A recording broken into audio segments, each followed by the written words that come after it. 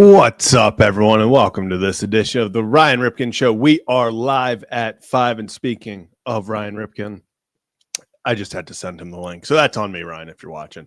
That's on me. But we are back today. I am Zach Bollinger. I'm, I guess, your host for the moment. Ryan will be joining us in just a few minutes as we go through really just today's news in baseball, the main one being the Boston Red Sox have acquired Sonny Gray from the St. Louis Cardinals. A lot of money going back to Boston. You get a top prospect for the Red Sox going back to St. Louis. We will dig into all of that and more in just a little bit. We will also be going over maybe some guys that are available and maybe the guys that are available that aren't being talked about that maybe the Orioles or another team could go after. A little who's next. But before we get into that, as always, have to shout out our friends at Merritt Clubs. You know the deal. Merritt Clubs, one of our closest sponsors throughout the show. So always great doing work with them. Appreciate them. And we will have more information on some Black Friday and cyber deals in the next few minutes later on in the show. But let's rip the Band-Aid off. Let's talk about it. Earlier today, another one of those moves that when you see it, I'm not saying I was expecting this, but here it is. The Boston Red Sox receive Sonny Gray and cash. That cash is very important. Remember that. This cash is very important. That is $20 million that is being sent to the Boston Red Sox. $20 million of Sonny Gray's $35 million contract will be paid still by the St. Louis Cardinals. In return, the Cardinals receive Brandon Clark, who was the 5th overall prospect for the Boston Red Sox, and Richard Fitz. You all know his nickname. I'm not going to say it. You all know his nickname. But seeing a lot of chatter about this, especially an Orioles division rival acquiring I'm not going to call him a frontline starter anymore. At one time, Sonny Gray probably was, he was a guy that you put the frontline starter tag on, but not necessarily after last year. So let's dig a little bit deeper into it. Sonny Gray is 36 years old. It's funny. I know people are upset a little bit that like, oh, why didn't the Orioles get this? The jokes that people would have made if the Orioles traded for a 36-year-old, they would be like, oh, classic Orioles in that. So I don't understand the outrage with that. But Sonny Gray, 36 years old. He is coming off a year in which he pitched to a 4.28 ERA with a 1.23 whip. He had the 39th best ERA of qualified pitchers in baseball, starters at least, and the 28th best whip.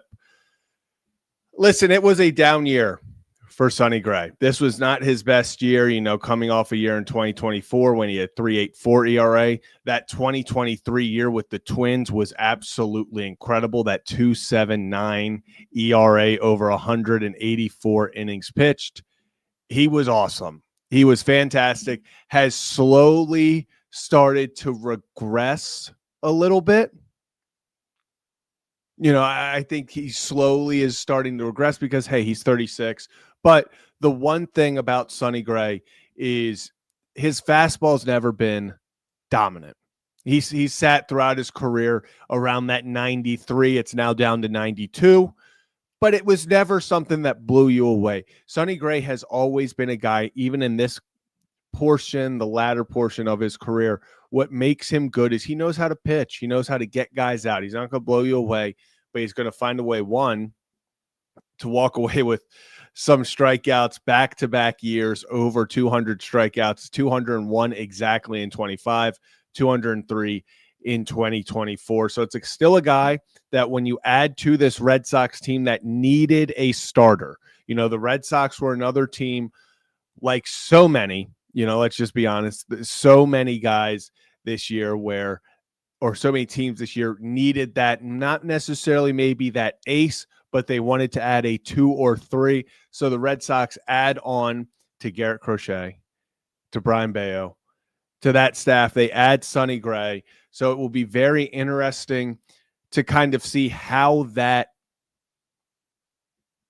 changes maybe what the Red Sox were able to do, because a lot of people thought they would sign a starter. They end up trading for one. Maybe now they use that just abundance of talent in the outfield to go out there, as whether it's Sharon Duran, Wilyer Abreu, one of those two most likely. I've seen Masataka Yoshida. I don't know who trades for Yoshida with any value, to be honest with you.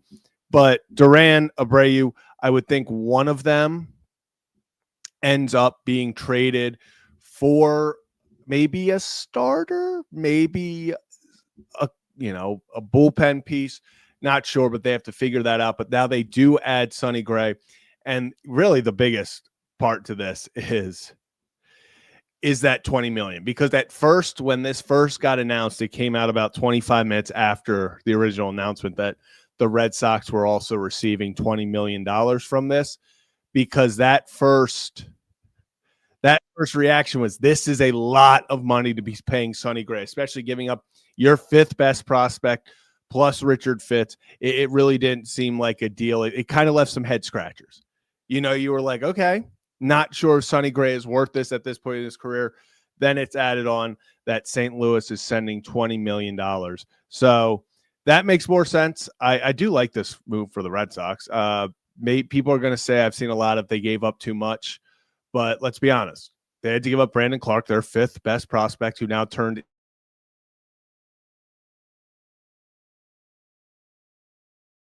Why? People are going to say, is he really worth that?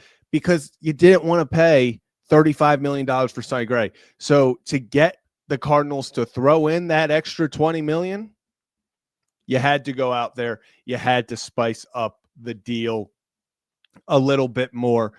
But now that kind of, before we wrap up this conversation completely, it brings us to really the main point of this show, where we are going to sit down and talk about some of the teams, and maybe not just the teams, some specific players on those teams that they're starters that, hey, they could be available and they could be on the move this very offseason. So if you're new to the channel, hit that like and subscribe button. Ryan Ripken Show, live at 5. And speaking of, can we get a thumbs up if you are ready, semi-ready? Yeah. We got Ryan on the go. We welcome to the show. Welcome to the Ryan Ripken Show. Ryan Ripken. Ryan, how are we doing? Yeah, I'm well. This is traveling in rain is probably, I know snow causes more problems, but when it rains, people don't know how to drive. They just don't. It shuts down. Then you factor in that it's around the holidays and you're like, you know what? This is a disaster. But you know what? I got to my destination. I'm back, but I'm sorry I can't be right at the computer being able to chop it up. But yeah, Zach, I mean, we'll just dive right into it because people got things to do. It is the holiday time. And the theme, though, is trades. And if you're not going to acquire a player in free agency, well, then you can go out and get a guy. That's what the Red Sox did. And they felt like this was a good price of which they got Sonny Gray. I heard you talking about it. I'm with you. I like the move. You get 20 mil to help eat the contract. I'm buying Sonny Gray to be better in 2026. And once again, the Red Sox are looking like a team that's going to be very competitive. Question's going to be, who's next? Who is going to be next up? So I think, Zach, we got a few options that we're going to run through real quick. Yeah. Let's run through a few options, and I see people talking about it in the chat. So let's start with the first team in the AL Central that it feels like has been linked to every starting pitching needed team over the past 12, 24 months at this point. So we will start off with the Minnesota Twins, and I guess we'll start with, I don't know if he's the prized guy because I see these two as very similar, but we'll start with Joe Ryan. we'll start with Joe Ryan. I'll bring up his Baseball Savant page so people can see his last 3 years of work, his 5-season total, and then his percentile rankings across Major League Baseball. But Ryan, off the bat, Joe Ryan, a guy that kind of is expected, he or the guy we'll get into in a few moments, Pablo Lopez. One of those guys was kind of expected to go over the deadline. We're now in the offseason. It feels like one for sure will be moved. Thoughts on Joe Ryan? Look, Joe Ryan is a stud. That dude had an Invisa fastball in AAA when I saw him last. But what he's developed since then, he got traded in the Nelson Cruz trade. If you guys remember back, that's what sent him to Minnesota from the Rays. He's become a frontline guy. You mentioned that before, Zach, about frontline. Joe Ryan's a frontline guy. He's a guy you can build around as a staff. I think his best years are ahead of him. But I think that the Twins recognize that the best years are ahead for Joe Ryan. So of the options, his price point's going to be really high. Why? He's a guy that's gotten better control of his secondary stuff. He seems to be reliable and dependable. And it would take a haul because the Twins, if you're looking at players that you want to build around, he's one guy that I would want to build around, Zach. So I think Joe Ryan, of all the price points, he's got to be leading in that. And it's going to have to take, I'm not going to say king's ransom, but I think it's going to have to take such an enticing offer with so much upside from maybe a prospect standpoint to really persuade the Twinkies to ship off Joe Ryan to which would be a contending team. Yeah, I mean, and when you look at it, Joe Ryan, after the 2026 season, he has 3 years left. He has 2026 and then is ARB eligible for the next 2 years. So not only is this a guy where you look at it and you say, hey, you know what you're going to get. You know you are getting a solid player, especially I would put him in that probably high 2 conversation. Maybe he's not the ace of your squad, but he definitely is a guy that is going to produce for you. You get him for 3 seasons. Yeah, there's a reason that the Twins are not just giving him away. I see so many times we see guys on the trade market and it's like, why don't they just, why haven't they traded him yet? Like they have to get rid of this guy. Why haven't they? When you're in a position like this, it's not like his contract's expiring and as the days go by, the value loses. This is a guy who he's in his prime. You know what you're getting from Joe Ryan, especially when healthy. And yeah, I agree. This is a guy who's pitched in 161.2 innings in 23, 135 in 24, 171 in 25. So definitely he's out there. You know you're going to get him for over at least 134 innings. And yeah, if there's a guy out there, it feels like Joe Ryan. I don't know if he's the frontline guy on the trade market because obviously I don't think we're going to get into them today because we went over them a few shows ago with, Cabrera and Alcantara in Miami. But Joe Ryan is definitely up there. He is definitely, if he's not 1, he is 2, I think, on the market at the moment. Yeah, I mean, no doubt about it. I think if he was a free agent, I like looking at it that way. If Joe Ryan was a free agent, where would you factor in? And to be honest, he might get factored in as the top right-handed arm. Zach, he probably is. In my book, Joe Ryan would easily be that, and then you have to have the conversation over, well, who do you like better? Do you like Framber Valdez or do you like a Joe Ryan? Like, what do you prefer? 2 different pitchers, lefty, righty, obviously, but that's the conversation that's at hand. Overall, I think it's unrealistic unless it's a king's ransom. But the other pitcher in Minnesota with Pablo Lopez. Now, to me, Pablo is a lot more realistic of a target, given just where he is in it, a little bit the trajectory of it. I think Pablo Lopez has great stuff, power fastball, dealt with a little bit of injury in the past.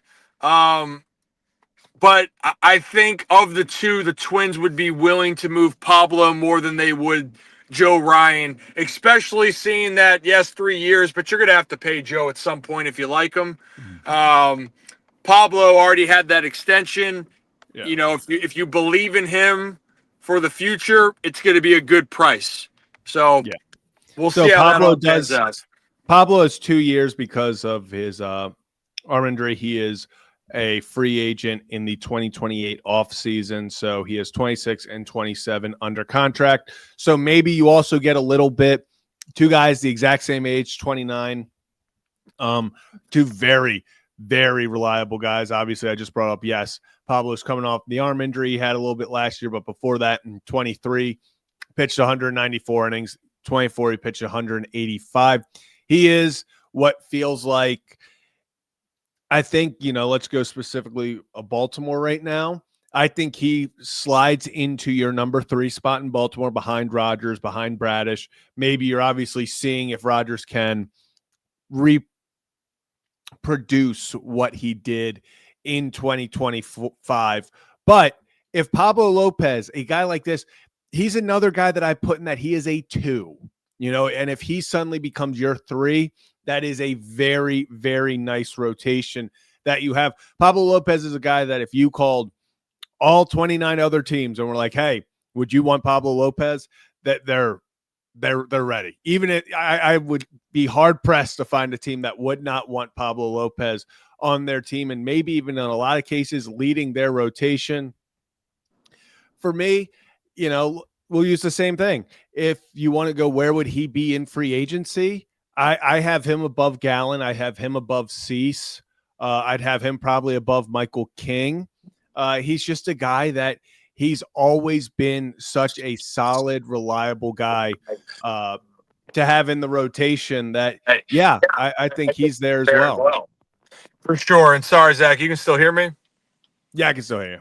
Yeah, sorry. Just my camera and getting a call because I'm Mr. Popular. But overall, I heard what you were saying with Pablo. The Twins have a good problem. They have 2 really good arms. The problem is they don't have a team that's ready to win anytime soon. So with that being said, both those guys should be available, but above all, Pablo Lopez, to me, definitely the option that you would want to consider. But there are some other options out there, Zach. Yeah, there are some other options. So let's keep this moving. And maybe the Orioles, maybe they don't want to have a trade candidate have to fly super far.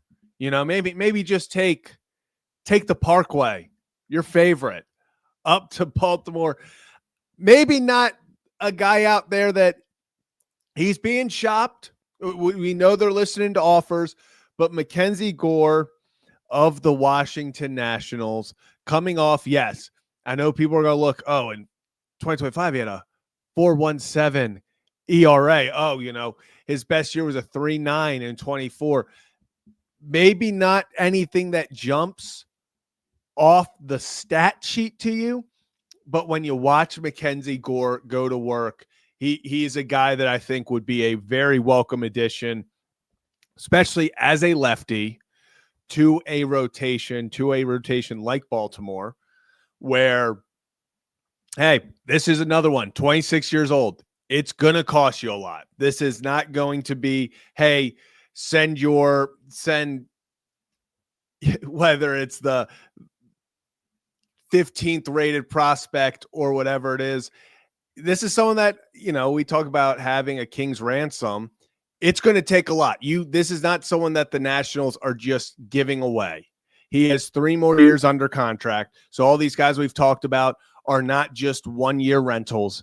And that means that if you want a guy, especially at 26 years old, that has been shown to be a high potential guy, you have to give up. You want to get talent, you have to give up talent. This is another one that goes and you look at and say, okay, it's going to be a lot, but is that worth it to upgrade the position, the starting rotation? Because this is an upgrade for the Orioles and for a lot of rotations. Once again, if you slide McKenzie Gore into that 2-3 slot in your rotation, you've got something good going on. I mean, Zach, you know how I feel about Gore. I'm enamored with him. I love his stuff. It's nasty. It plays up. I know the inconsistencies when you're a young pitcher, and the walks can get up for him. The pitch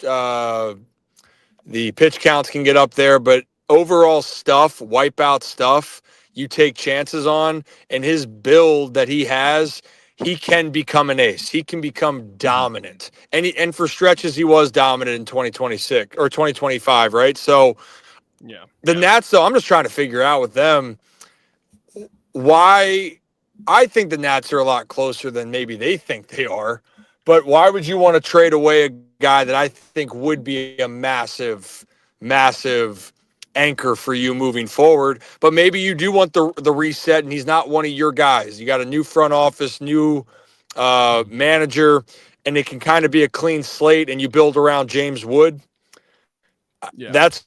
I'm fine with that. If that's the case, if I was Baltimore, yeah, you know who the guy I would really pursue. If we think Joe Ryan, I think for what the Twins would want would be too high. I think Gore's price tag would be high, but I think the Nationals might be willing to take more of those upside prospects more than any other team, if we're going to be honest. And that's where some of these Orioles young pitchers, I think the Orioles would have enough to offer him. I think I would hate to see another team in the AL East go and get him, but I think he'd be the number one. If we were ranking it, Joe Ryan and McKenzie Gore would probably be right there at 1A, 1B for me. And I would lean, if you're lefty dominant, I would still lean taking a risk on Gore than going out and signing Framber Valdez. That's personally my opinion. And just also because of the contract and stuff, you're going to have to pay Valdez. Now, yes, with arbitration, Gore is going to get decently expensive, but he's not going to be making $30 million a year through arbitration. That's not going to happen. So, yeah, for me, McKenzie Gore is definitely up there. I think he's a guy, and like you said, you would hate to see him go to another team in the AL East. I do think with the new management coming in for the Nationals, like you said, I think that gives it a possibility because they want to build around James Wood, Dylan Cruz, Robert Hassel. Like they have these young guys that are coming up and kind of, yes, Gore came over in the Juan Soto trade, but James Wood and them have kind of taken off as the centerpieces to this team. Would not be surprised at all if this Nationals new front office and management goes, hey, we don't think that we are going to be competing for a World Series in the next 3 years with McKenzie Gore on our squad. Let's trade him at the value height.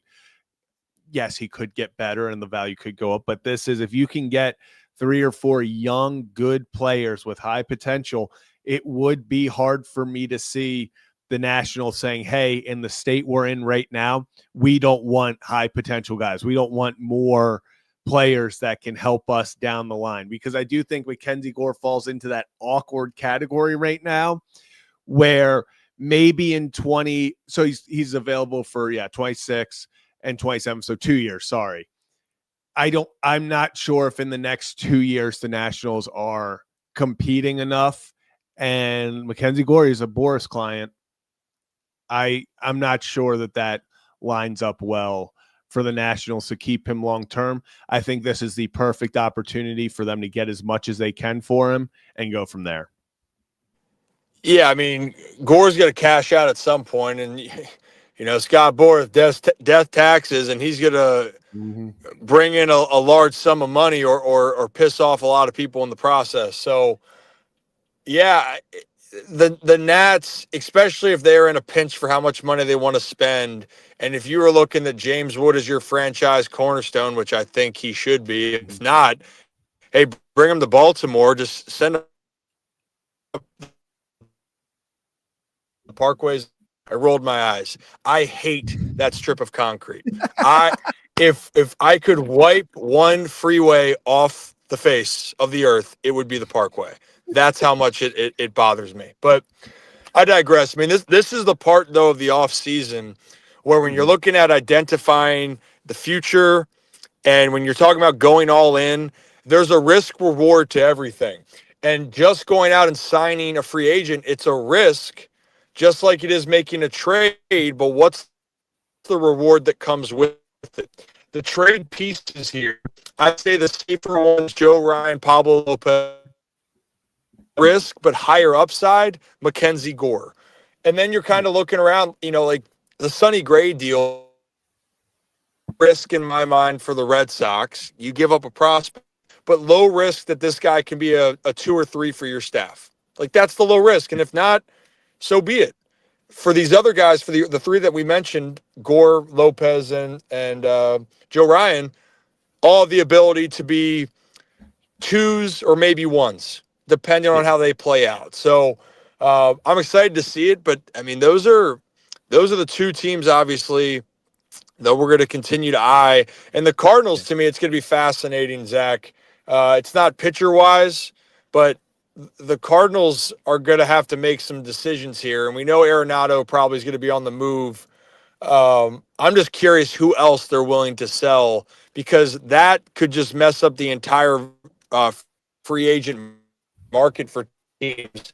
And some guys that you think teams wouldn't be in on, they might be, depending on who else is out there for them. Yeah, definitely. I mean, the Cardinals, talk about an old team where they are going through a transition as well. They need to just get younger and build from there. So I definitely think Arenado is going to be gone. We'll see about Wilson Contreras and guys like that. But our final guy that we, are talking about, this is more of a stretch. Yes, we've heard him in rumors, but we wanted to talk about him. And just quick trigger warning, if you hate the color red, you're going to see a lot of it on this Baseball Savant. Hunter Greene. Ryan, I would send an a package that people are uncomfortable reading to get Hunter Greene, and that's what it is going to take, because Hunter Greene, let me get his contract up real fast so I can make sure. He's already gotten a extension. He is under club control with a club option through 2029. That means that you are getting him for 4 seasons. This is a guy that just talk about dominant stuff. Like, yes, we talked about the Sonny Grays where it's like, hey, doesn't have dominant stuff, but he knows how to pitch. He gets out because he knows how to pitch. Hunter Greene is going to throw it by you and beat you that way, make you strike out, make you look stupid. 26 years old, 4 years of control. I mean, Ryan, I hate to say it, I would put together, everyone loves him. If you're talking, hey, Slater DeBrun, Dylan Beavers, does an Ike Irish get it? I know Esteban Mejia, high riser, a Nate George, a Boston Bateman, Trey Gibson, Michael Ferret. I would be okay with packaging 3 of those guys plus to get a Hunter Greene. And I'm going to be honest, I don't know if that's even enough, because this is a guy that if the Reds said we need 2-3 top 100 prospects to get Hunter Greene, I'd be like, it makes sense because he's that good. But man, the Cincinnati Reds, just an abundance of riches in that starting rotation. The amount of young, talented players that they have, obviously Greene, Lodolo, Abbott, Louder coming up, Chase Burns. I mean, all these guys under, I believe, 26 years old, and all of them really damn good. And hey, maybe this is something where the Reds, you give them a Beavers or someone that can plug in and help that lineup out a little bit more, and add on some more prospects. It would take a lot to get done, but talk about a guy that I'd be willing to do it for. I mean, if he's available, truly available, you really push the envelope on it. You do. But on my mind, I'm thinking, why on earth would this guy be available? Like, why on earth would you want, if you're a Reds fan, especially the year that the Reds had, granted, they snuck in, but they made the playoffs. But you really just need a couple bats in that lineup. That pitching staff is nasty, especially from the starting rotation side. Why on earth would you trade away one of the best arms in the game? I especially with where you've gotten to, and you got Tito as a manager.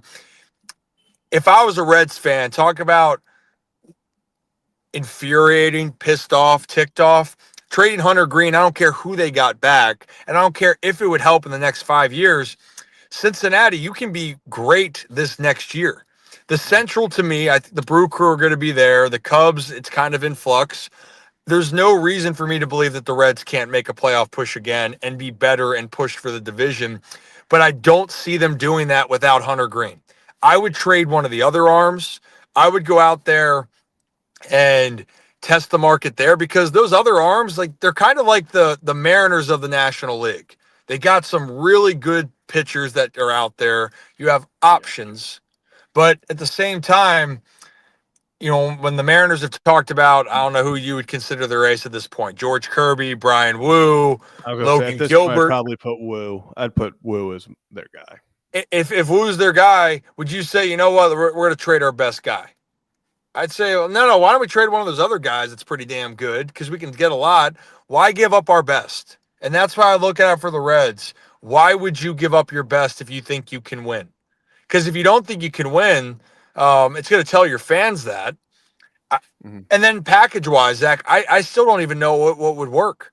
I don't even know what would make sense. But if he is available, you throw the kitchen sink. Then if he is, you throw it, everything in it. But I'm not buying that. I'm not buying that. This is honestly a trade, and this is a trade where if it were to go through to Baltimore, the jaws would hit the floor. But I'm saying uncomfortable to the fact of, like, I wouldn't be surprised if a Jordan Westbrook was involved in it. Now, like, of that level, like, this is not just going to be. It would have to take that. Yeah, like, this is not hey, let's just send some prospects, hope, that goes a long way. Like, no, the Reds are going to, if they're going to do this, they would have to get theirs. This is a Jordan Westbrook plus a Dylan Beavers, probably, plus another prospect. This is not a, hey, let's send a bunch of 19-year-olds in single A and double A and get this job done. The Reds would need a haul. That's why I said it would be a haul that people would be uncomfortable just simply reading to get Hunter Greene. And then for that, how much does it take away from your club? Like, if I looked at other teams, looking at other partners that the Reds, could possibly go with. Obviously, Baltimore makes sense because of where they are, But if you wanted to go around the rest of the American League, Boston, like, they'll be in on that market for what they've done and what they've given up. The only thing is, like, they would have to give up Duran, who's been in the picture as, like, a trade possibility, but it would be Duran and another starting pitcher and some prospects. The Blue Jays, this could be crazy. It's going to take almost, like, I think it would probably be a little bit too excessive. They love you savage, but it's going to have to take one of those guys that double take. And, the Yankees, I think, could pull it off if they wanted to. Spencer Jones is a big trade piece. Just depends on how much do you believe in the young outfielder to go out there and do his damn thing. He's unproven, but he's a trade chip if they want to do it. And they might have to trade away Luis. Like, and that's a big piece. Would you trade that away? I don't know. I would if I was New York. I mean, if it's for Baltimore, it would make them next year. The Yankees would be top contenders if they did the move. Yeah, without a doubt. And thinking back on it, I'm going to put it out there. I think if the Orioles had to do it, I think the prospect package, or not even prospect package at this point, the package starts probably with the Jackson Holiday. If I'm the Reds, I'm not just taking any old prospects. I want Jackson Holiday. I want, if we're talking about guys in the pros, I want a Jordan Westbrook, someone that can come in there. And yeah, it's probably would come to Jackson Holiday. Heck, they would probably, if you call them about Hunter Greene, if you're that bold, they're probably going to be bold enough to say, okay, what's Samuel Basallo's availability like? And when you sit there and go, whoa, we can't do that. It's how Reds fans are sitting here talking about Hunter Greene. So if you want talent, especially this kind, you're going to have to make an uncomfortable offer that it's a risk. It wouldn't just be a 1-for-1. I know that's been the big thing this offseason for some reason. This isn't a 1-for-1 type thing. you're probably giving them 4 or 5 players, with upside. Oh yeah, I mean, I'll tell you what, if any GM that makes this move, they're putting their stones on the table. Like they are, and they're rolling the dice. And again, it's not that Hunter Greene isn't that dude.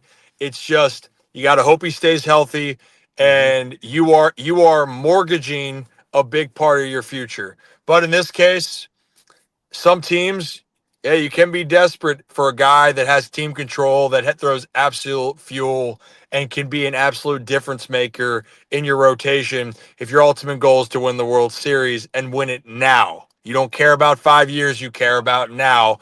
I just think the Reds would be dumb to do it. I think you'd piss off your fans more. I'd rather go and spend the money and try to get a Schwarber and another that than do that to your fan base, because I think that the Reds sneaky, and especially with another year with Tito as their manager, and if Ellie De La Cruz can continue to cut down on his swing and missing, they have some pieces there that can be really damn good. So hey, you know what, Zach? This ain't the last time we're gonna have this conversation on pitchers, but at least that's our conversation for today.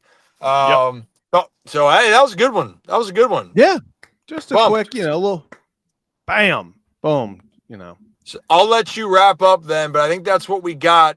And I appreciate all of you. We appreciate all of you. If you're new to the channel, hit that like and subscribe button. Tomorrow's show, by the way, we might have a little bit of a different time.